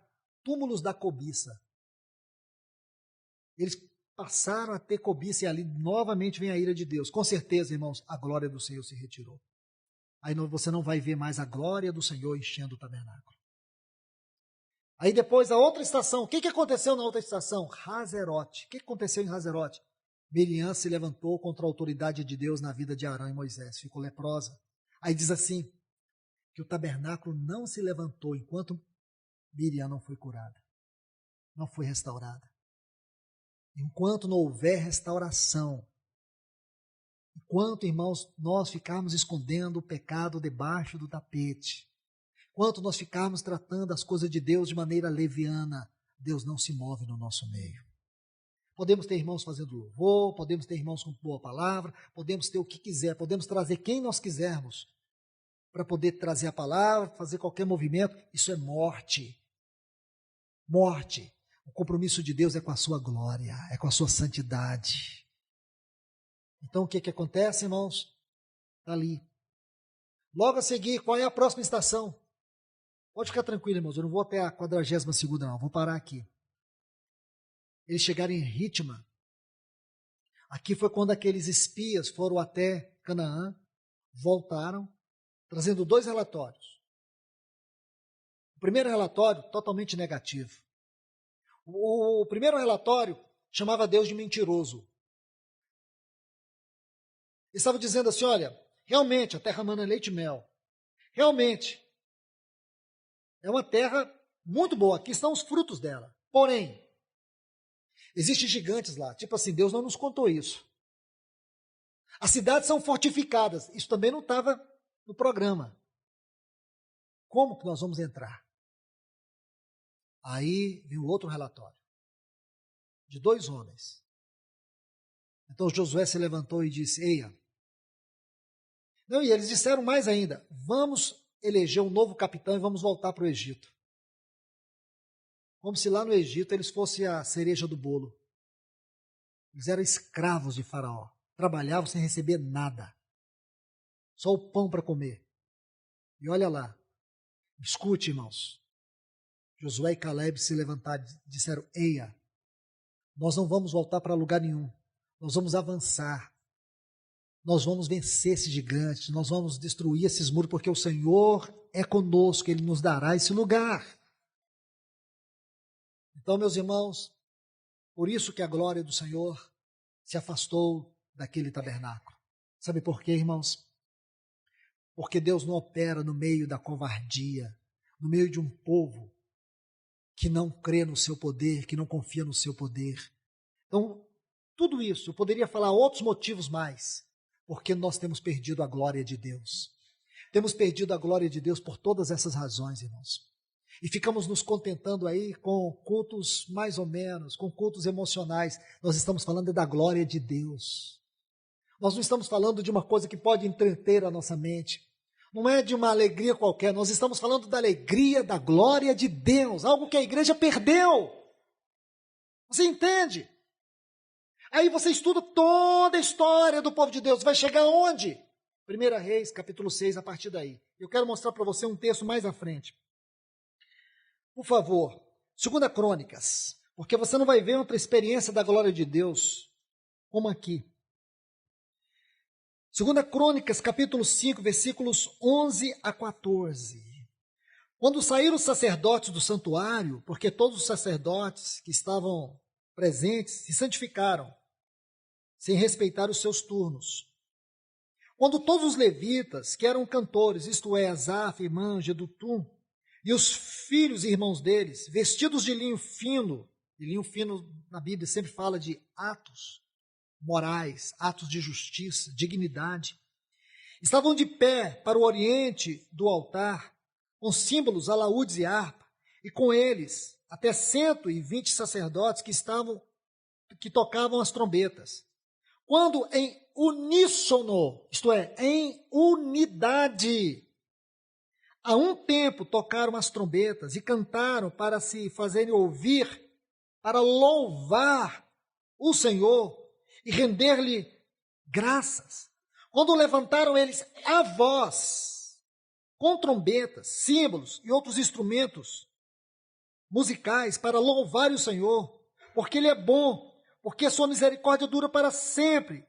Então, sucedeu que a casa, a saber, a casa do Senhor, se encheu de uma nuvem, de maneira que os sacerdotes não podiam estar ali para ministrar, por causa da nuvem, porque a glória do Senhor encheu a casa. Novamente, irmãos, novamente a glória do Senhor veio e encheu toda a casa. 2 vezes nós temos esse exemplo, lá no tabernáculo, quando ele foi dedicado ao Senhor, e agora no templo, quando ele foi dedicado ao Senhor. A glória encheu. Isso foi no tempo de Salomão, e depois disso, irmãos, não carece falar muito, irmãos, ruínas, pecados, imoralidade. Aquele tempo se tornou uma desolação. Os 19 reis que reinaram sobre Judá, sua grande maioria foram homens ímpios. Chegou um momento que havia uma dinastia de assassinos no trono de Judá. Poucos reis foram piedosos, como Ezequias, como Josias, Josafá, mas a grande maioria ímpios. E assim a glória do Senhor desaparece. Até quando Judá é levado para o cativeiro, irmãos. Quando você estuda os livros que abordam o cativeiro, exceto um. E é curioso isso. Porque quando você estuda o livro de Esther, quando você estuda o livro de Esdras, ou o livro de Neemias, você não vai se deparar com o assunto glória de Deus. Uma única menção em Neemias não é uma referência à glória de Deus. No que concerne a definição da palavra. Porque a glória de Deus não está mais no seu templo, não está mais na sua casa. Mas curiosamente, irmãos, o livro que mais fala da glória de Deus foi escrito durante o tempo do cativeiro. O livro do profeta Ezequiel. Posso até dizer, irmãos, que esse livro é a maior exposição acerca do assunto glória de Deus. Mas eu não vou entrar em detalhes, porque aqui eu quero concluir. Porque a glória do Senhor não voltou mais para a sua casa, irmãos. Até que o apóstolo João, no capítulo 1, ele vai dizer assim, no versículo 14. E o verbo se fez carne. Olha a palavra que ele usa. E tabernaculou entre nós. Agora, irmãos, não era o tabernáculo de Moisés e nem o templo de Salomão. Era o tabernáculo eterno. Ele desceu para a terra. Que coisa linda, irmãos. João 1,14 diz assim, e o verbo se fez carne e habitou. A palavra habitou aqui é tabernaculou. Olha aqui, por favor, abra sua Bíblia em João. João, capítulo 1, versículos 14 e 18. Diz assim, e o verbo se fez carne e habitou entre nós, cheio de graça e de verdade. Vimos, observe, irmãos, vimos a sua glória. Preste atenção nisso, porque você tem que sair deste ponto e ir lá para 1 João capítulo 1, onde ele vai dizer assim, aquilo que vimos, aquilo que ouvimos, aquilo que as nossas mãos tocaram com respeito ao verbo. É a mesma coisa. Essas passagens precisam ser lidas juntas. Eles não apenas viram a glória, mas eles puderam tocar. João muito mais. Irmãos, deixe-me colocar um ponto aqui sobre esse texto. Escute isso. Então, voltando lá para o templo de Salomão, como eu acabei de dizer, um dia a glória do Senhor veio e encheu aquela casa. Sabe o que Deus estava dizendo? Deus encontrou ali o seu prazer. Deus estava dando oportunidade para que todo Israel fosse o seu testemunho na terra. Seria um testemunho na experiência desta glória. Deus não queria recolher a sua glória, mas aquele povo, com a sua degradação espiritual, fez com que a glória de Deus voltasse para o seu eterno templo. Então você vê que Deus sempre quer descer a sua glória na terra. Então, você vai estudar toda a história aí, você vai ver os 19 reis de Judá, uma degradação, a nação vai para o cativeiro da Babilônia, aí você vai ver no livro de Esdras, Neemias, uma ênfase de glória, o livro de Esther, que são livros desse período, não só o livro esses livros, mas também Ageu e Zacarias. Um detalhe, Ageu e Zacarias, porque esses são profetas do cativeiro. Apenas para vocês anotar. Olha a profecia de Ageu no capítulo 2, o versículo 7. Ele diz assim: farei abalar todas as nações, e as coisas preciosas de todas as nações virão, e encherei de glória esta casa, diz o Senhor dos Exércitos. Escute isso. Vou adicionar mais 2 textos. Versículo 9 deste mesmo capítulo 2, está assim: a glória desta última casa será maior do que a primeira. Lembra quando nós lemos lá em 2 Crônicas, capítulo 5? A glória desta última casa será maior do que a primeira. Agora, por favor, vamos a um outro texto. Zacarias, capítulo 6, versículo 13. Está assim: ele mesmo edificará o seu templo, o templo do Senhor, e será revestido de glória. Então tomemos esses 3 textos, examinemos esses textos à luz da profecia. Se nós estudarmos a restauração que houve no templo por meio de Esdras, por meio de Neemias, isto é, Zorobabel, Esdras, Neemias, nós não vemos a glória do Senhor encher essa casa.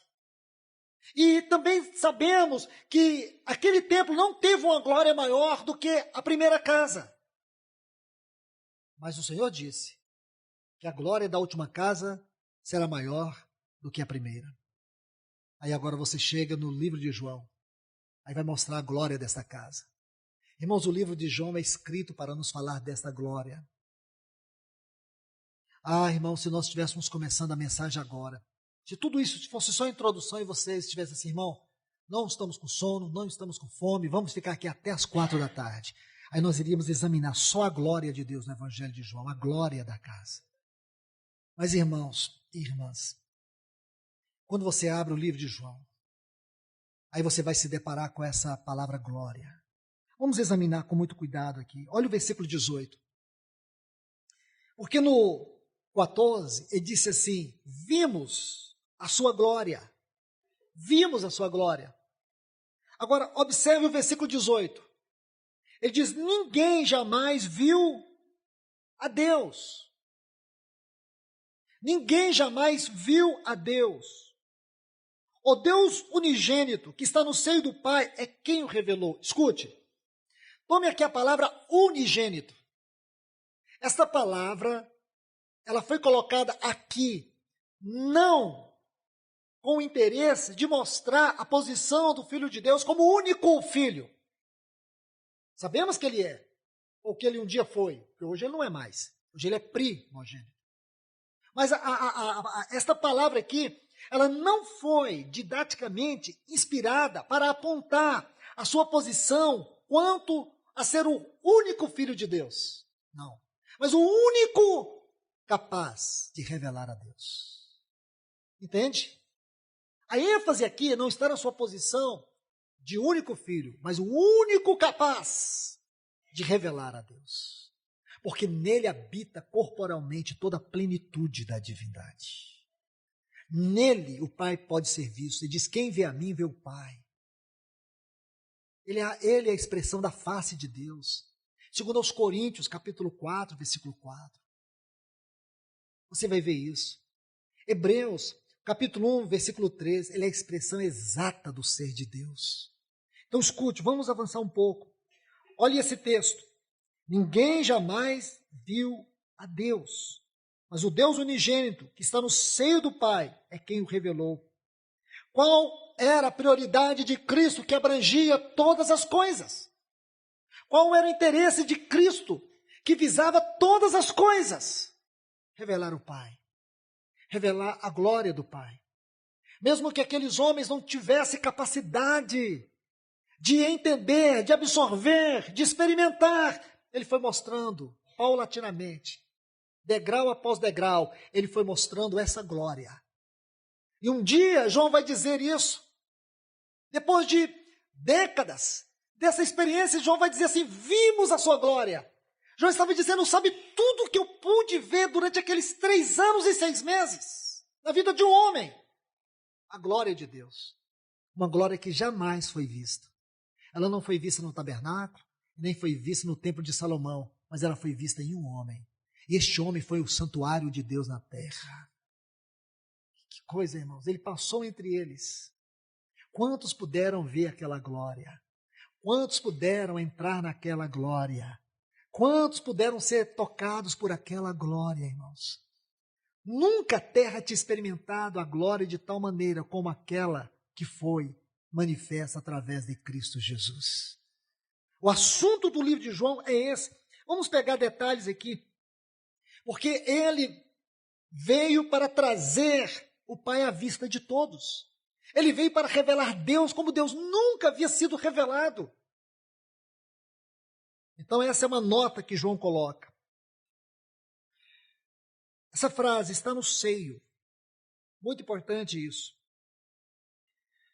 E a outra palavra está no versículo 14, habitou. Então vamos tomar aqui essas duas para concluir. Olha o que diz. Este termo habitou, do versículo 14, tabernaculou.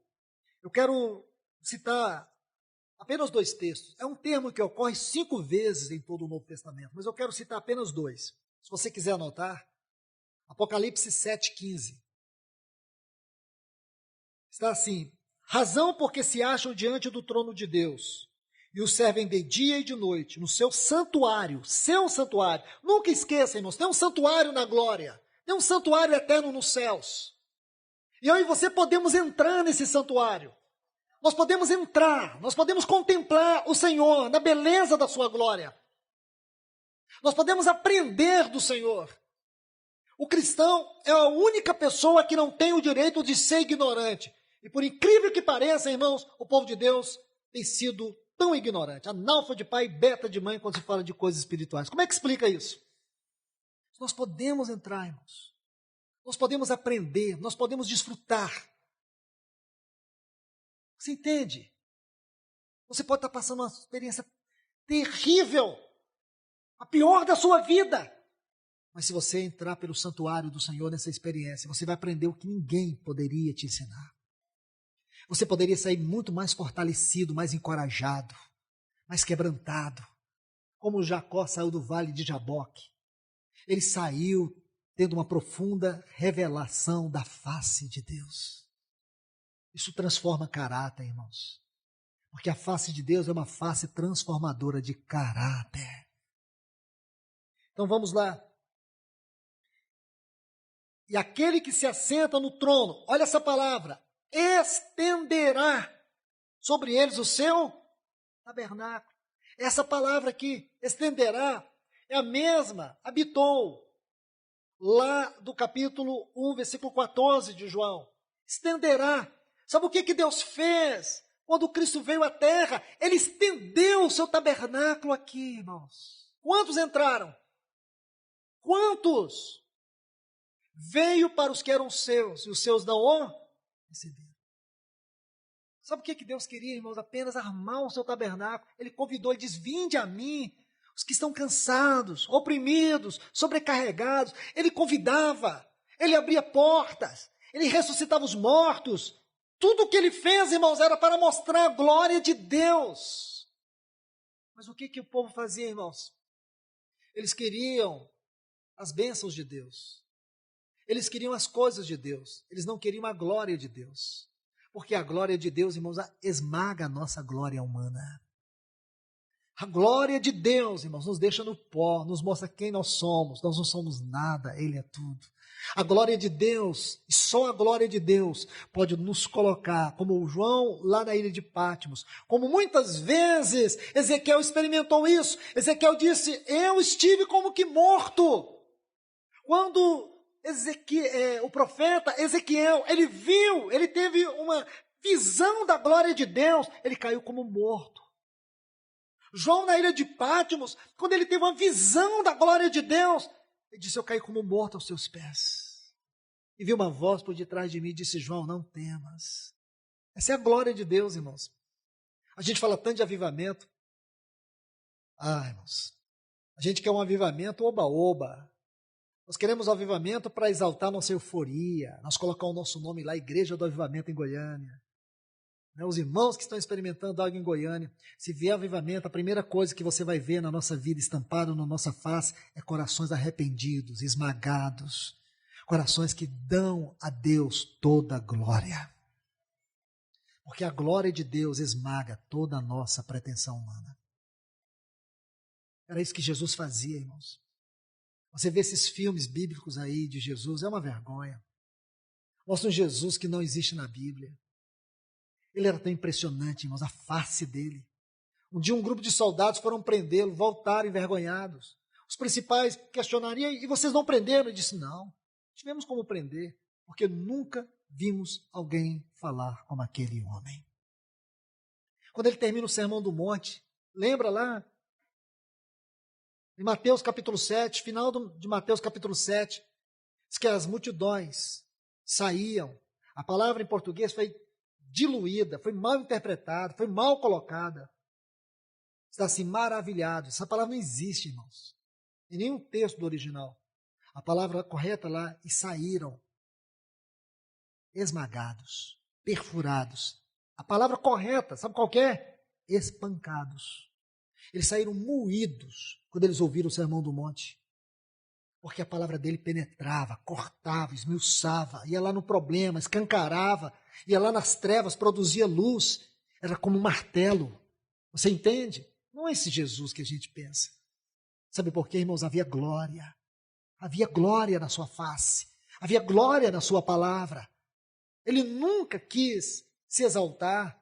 Quando Satanás o tentou, pedindo que ele se tornasse um líder espetacular, pulando do pináculo do templo, ele não quis. Quando mandou ele transformar pedras em pães para que ele se tornasse um líder popular, ele não quis. Quando ofereceu os reinos deste mundo para que ele fosse um líder cheio de glória, cheio de poder, ele não quis. Sabe por quê, irmãos? Toda glória ele dava ao Pai. Deus armou o seu tabernáculo na terra através de Cristo Jesus. Quando ele diz assim, irmãos, eu sou o caminho, eu sou a verdade, eu sou a vida. A tradição judaica diz que essas eram as 3 portas do tabernáculo. Quem estava de fora entrava pela primeira porta. Qual era o nome dessa porta? Caminho. Quem estava no átrio para entrar no lugar santo tinha aquele véu, aquela porta. Qual o nome daquela porta? Verdade.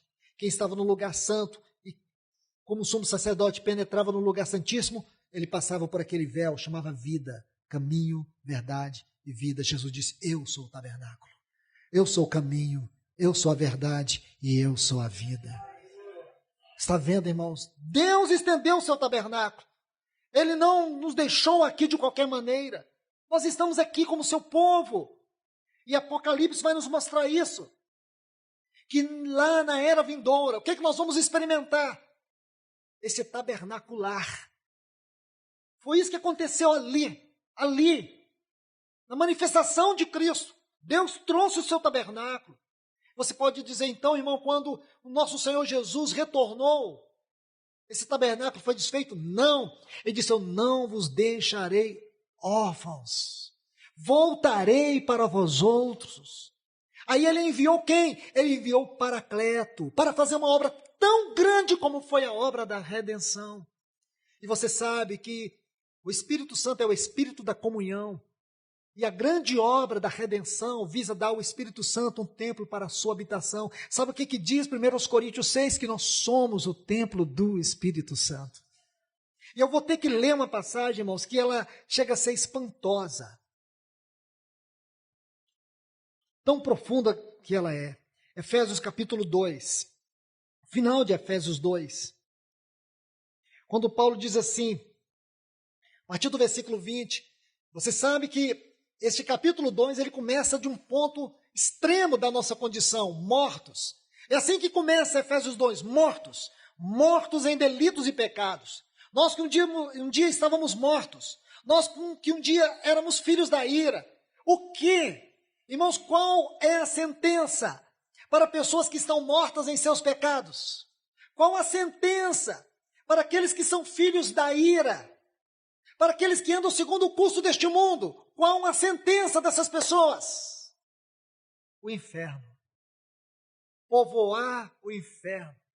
Habitar a condenação do inferno eternamente. Filhos da ira. Mortos em seus pecados. Pessoas que andavam segundo o curso deste mundo, fazendo a vontade da carne e dos pensamentos. O que essas pessoas merecem? Eu e você éramos assim. Então o que nós merecíamos? A condenação do inferno. Mas existe uma frase neste capítulo que ela arrebata o nosso coração.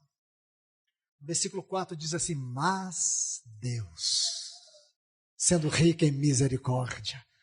O que é misericórdia? Ele não deu a nós o que nós merecíamos como filhos da ira.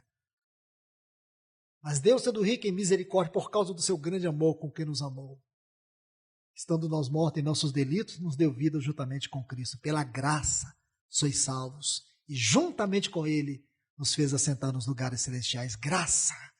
Agora Ele deu, não apenas não deu o que merecíamos, mas Ele deu o que não merecíamos. Isso é lindo, irmãos. Isso é salvação, isso é redenção, isso é glória. Não tem glória maior do que essa. Ninguém havia experimentado isso. Agora Ele foi ali.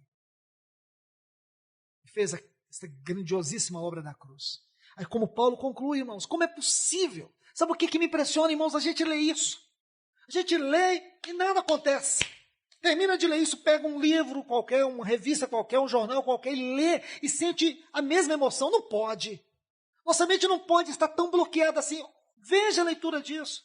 Edificados sobre o fundamento dos apóstolos e profetas, sendo Cristo Jesus a pedra principal, a pedra fundamental, no qual todo edifício bem ajustado cresce para ser o quê, irmãos? Para ser um santuário.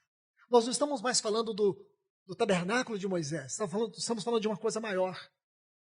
Não estamos falando do templo de Salomão, estamos falando de uma coisa maior. Nós estamos falando do santuário do Espírito. Olha o que ele diz: na qual também vós juntamente estáis sendo edificados para a habitação de Deus no Espírito. Agora o tabernáculo somos nós, irmãos. E se aqueles dois, tanto o tabernáculo de Moisés como o templo de Salomão, veio a glória de Deus sobre eles, qual é o desejo de Deus, irmãos? O desejo de Deus é de nos encher da sua glória. Então o que ele fez? O que ele fez, irmãos? Lá em Atos dos Apóstolos. Lá em Atos estavam os cristãos reunidos, quase 120. De repente o céu rasgou, irmãos, e veio um vento impetuoso e diz assim: encheu toda a casa. Você pode pensar de maneira natural e pode pensar de maneira espiritual. Então, você pensar de maneira natural, você vai ver um lugar mais ou menos igual esse aqui. Aí encheu toda essa casa. Mas você pode pensar também de maneira espiritual e saber que essa casa somos nós. Encheu a casa de Deus, o templo de Deus agora foi cheio do seu Espírito. Por isso esse assunto cheio do Espírito em Atos é tão importante, irmãos. Cheio. Então a gente fica pedindo a Deus, nos enche de novo, nos enche de novo. Será que a oração não é outra, irmãos? Porque a glória só é perdida quando existe pecados, quando existe negligência, quando existe desprezo. Então não precisa você ficar pedindo para Deus te encher de novo. É só você limpar a casa que a glória vai voltar. É só você se arrepender que a glória vai voltar. É só você se esvaziar que a glória vai te encher. Porque o que nós lemos aqui é que Deus tem prazer. Quando Deus encontra prazer em nós, o que acontece, irmãos? Sua glória manifesta. Entende? Se Deus encontra prazer em nós, inevitavelmente sua glória manifesta. Por que nós não temos experimentado a glória de Deus? É uma pergunta óbvia. Eu creio que cada um de nós precisamos responder. Deixe-me ler o outro texto aqui. Então ouvi grande voz vinda do trono. Apocalipse 21, 3. Então ouvi grande voz vinda do trono dizendo: eis o tabernáculo de Deus com os homens. Amo isso, irmãos. Porque para mim esta é a grande definição do tabernáculo no Novo Testamento. Tabernáculo de Deus com os homens. Porque Deus é um grande tabernáculo, permita-me te dizer isso. Deus, eternamente, é um grande tabernáculo. Essa ideia templo, tabernáculo, santuário, vem da Trindade. A Trindade é um grande tabernáculo, onde essas três pessoas se habitam, onde essas três pessoas se entrelaçam. Agora você começa a imaginar a grandeza disso. Este tabernáculo, aonde essas três pessoas se entrelaçavam em íntima comunhão. Agora tem um outro elemento, a igreja. Agora a igreja faz parte dessa trindade. Agora a igreja também, ela habita como ela é habitada. O grande mistério de João 14, Jesus disse: na casa de meu pai, templo, santuário, tabernáculo, é tudo isso, irmãos. Casa de meu pai tem a ver com o verbo habitando entre nós. Em primeira instância, Cristo é a primeira parte que temos que entender desta casa. Casa de meu Pai, o templo do seu corpo. Há muitas moradas. Aí diz: eu vou preparar-vos lugar. Aí você vai ver que no mesmo capítulo 14, nosso Senhor vai dizer isso: se alguém me ama, guardará minha palavra, e o Pai o amará, e viremos para ele, e faremos nele moradas. São as similaridades do Evangelho de João. Você vai pegar morada. João tem muito isso, irmãos. Ele usa uma palavra duas vezes no seu Evangelho. Uma é uma chave, a outra é a porta. Quando você encontra as duas, abre-se uma revelação. E aqui está. Então, essa frase: eis o tabernáculo de Deus com os homens. De Deus com os homens. É esse entremesclar, entrelaçar, essa pericorese, que era a palavra usada pelos pais capadócios para explicar a vida da Trindade na eternidade. Uma dança de afeto, de amor, de harmonia, de contemplação, de beleza, de glória. Agora nós estamos nessa mesma esfera. Como podemos nós, irmãos, ignorar nosso chamamento? Deus nos chamou, fiel é Deus, o qual nos chamou à comunhão do seu Filho. Nós somos chamados para essa mesma esfera, mas vivemos como mendigos, irmãos, pedintes. Vivemos uma pobreza espiritual, um vazio espiritual. O nosso problema é que nos falta a glória de Deus, irmãos. Compreende? Deus quer encher a sua casa da sua glória, irmãos. Mas o que impede? Aí seria tão importante ver aquelas 3 jornadas depois do Sinai. Cobiça, desejos inadequados, rebelião contra a autoridade de Deus, dúvida quanto à palavra de Deus, quanto à vontade de Deus, quanto aos caminhos de Deus. Tudo isso faz com que a glória, a presença de Deus, saia do meio do seu povo. E nós, irmãos, nós não estamos preocupados com a presença de Deus, deve ser a nossa maior preocupação e a nossa maior ocupação. A nossa maior preocupação neste exato momento é com a glória de Deus. E a nossa maior ocupação deve ser com a glória de Deus. Será que estamos preocupados e estamos ocupados com o assunto glória de Deus? O que ocupa o teu coração? Não vamos brincar, irmãos. O tempo está passando. Nós estamos ouvindo sobre a volta do Senhor. Será, irmãos? Será que é isso mesmo? Será que é nesse nível que nós estamos, que um dia vamos reinar com Cristo? Com tamanha responsabilidade. Será que é com esse coração, onde nós damos tão pouco lugar, onde nos importamos quase que nada com a sua glória? Não nos ocupamos, não nos preocupamos. Será que é com esse coração que nós vamos sentar na mesa das bodas e olhar a face dele? Será, irmãos? Tendo uma vida tão negligente, tão fria, tão indiferente, que um dia você será arrebatado para o seu reino e você vai poder experimentar as glórias indizíveis. E você vai dizer, nossa, que maravilha que eu estou aqui. Ah, ainda bem, eu não vivi uma vida lá, mas valeu a pena um pouco, sim. Olha, você diz assim, irmão, mas a Bíblia diz, sede fiel no pouco. Mas o pouco na Bíblia, irmão, tem tanto significado. Se você pegar essa palavra pouco, estudar ela na Bíblia, nossa, tem tanto significado, irmãos. Por exemplo, uma fé como um grão de mostarda. É pouco, não é, irmãos? Mas remove montanha. O que a sua fé anda removendo aí? É pouco, é pequenininho, sementezinha. É como um grão de mostarda, mas remove montanha. Qual o tamanho da sua fé? A nossa fé é medida pelo nosso relacionamento com Deus e o lugar que a palavra dele ocupa no nosso coração. Irmãos, que o Senhor nos perscrute nesta manhã. Deixa eu terminar aqui agora.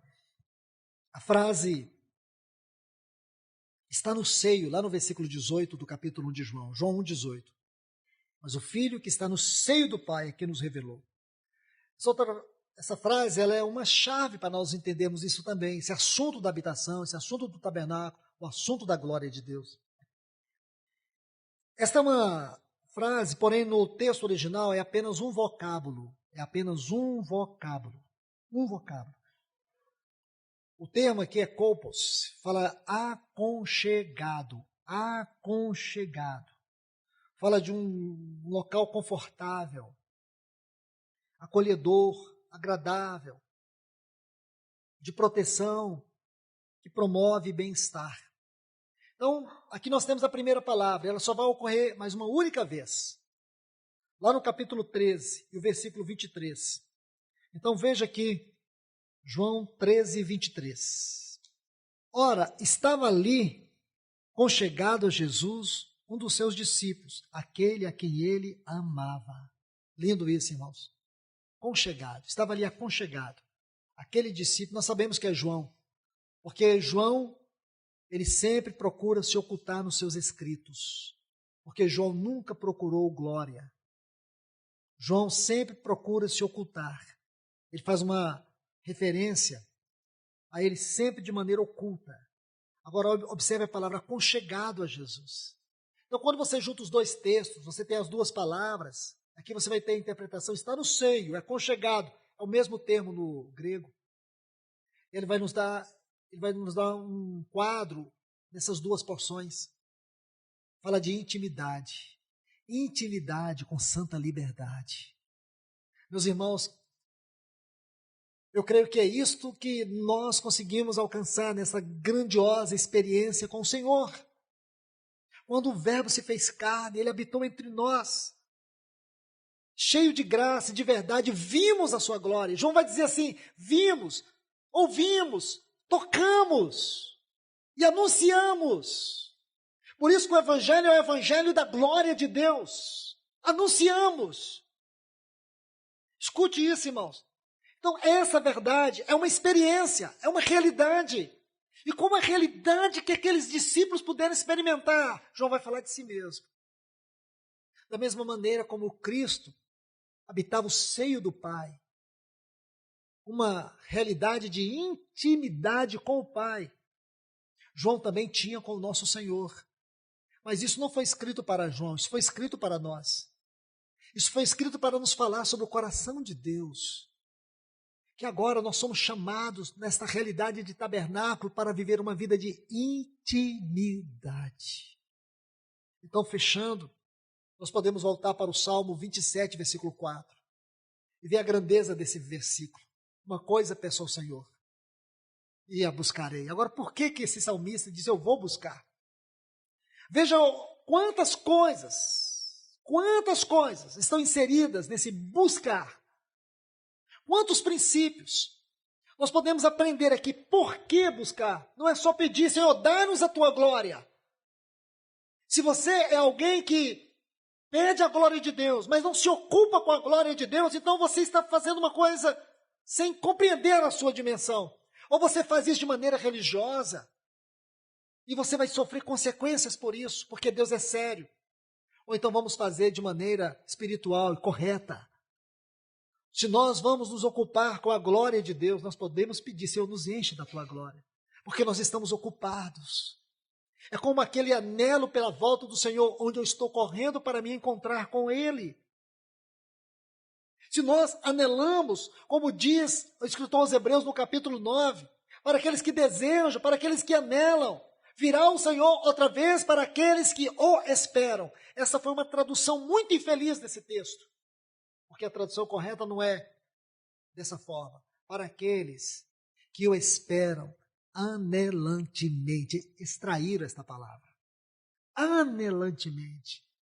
E aqui, irmãos, não é simplesmente uma conduta passiva, mas é correr, é preparar. Falar maranata, maranata, de maneira retórica, é pecado, irmãos.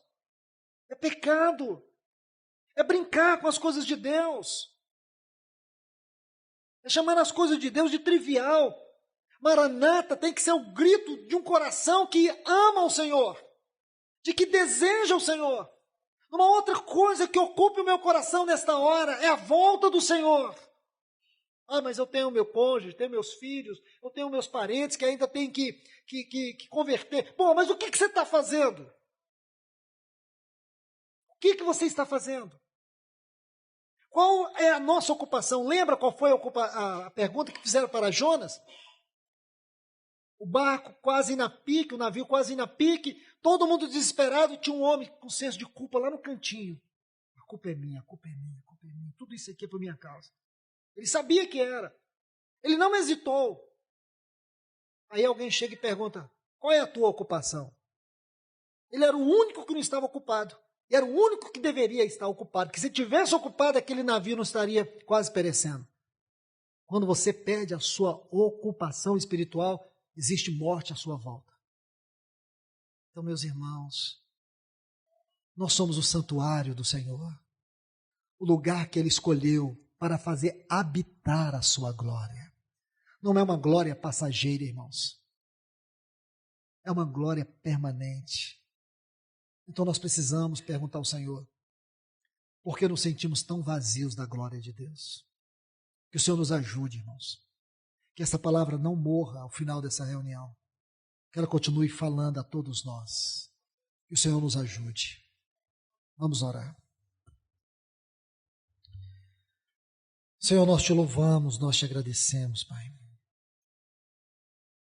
No grande nome do teu amado Filho Jesus. Senhor, nos ajude nesta manhã. Nós estamos aqui, Senhor, carecendo do teu socorro. Senhor, que nós venhamos abrir os nossos olhos através do colírio da tua palavra nesta manhã, onde ela possa nos levar a ver, Senhor, o quanto nós temos vivido uma vida cristã periférica, superficial, e não uma vida cristã nos lugares celestiais. Como nossa visão da tua glória é uma visão tão periférica, Senhor. Nos ajude nesta hora, Senhor. Nos leve a nos envolver, a nos ocupar com a tua glória, Senhor. Em nome de Jesus, abençoe a tua igreja com a tua palavra nesta hora. Esta é a nossa oração no grande, santo e poderoso nome de Jesus.